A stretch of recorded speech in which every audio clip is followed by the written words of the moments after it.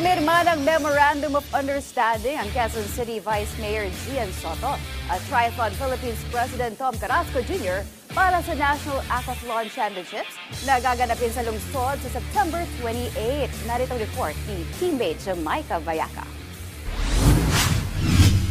Sa kauna-unahang pagkakataon, nakipag-partner ang Triathlon Philippines sa Quezon City Government para sa 2025 National Aquathlon Championships. Gagamitin bilang venue ng nasabing kompetisyon ang newly renovated na Amoranto Sports Complex sa Quezon City.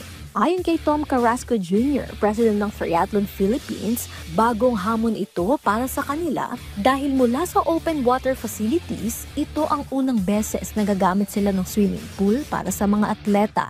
Pero aniya, malaking milestone din ito sa pag-unlad ng triathlon, duathlon at aquathlon sa bansa. We go around the Philippines actually, and it's the first opportunity that was given to us, and we're happy that Maganda Quezon City, they have a big sports program, active and energetic, and we're happy to be part of their sports program. Kumpiyansa si Carrasco na sa tulong ng Quezon City LGU, mas lalong makikilala ang nasabing sports sa Pilipinas.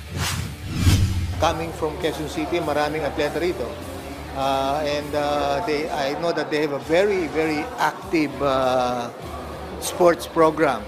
They're going to Batang Pinoy, they're joining the Palarong Pambansa and all other national championships. And again, we're happy to partner with the Quezon City LGU. Samantala, iniimbitahan din ng Triathlon Philippines President ang publiko na suportahan ang mga atleta sa kompetisyon sa September 28.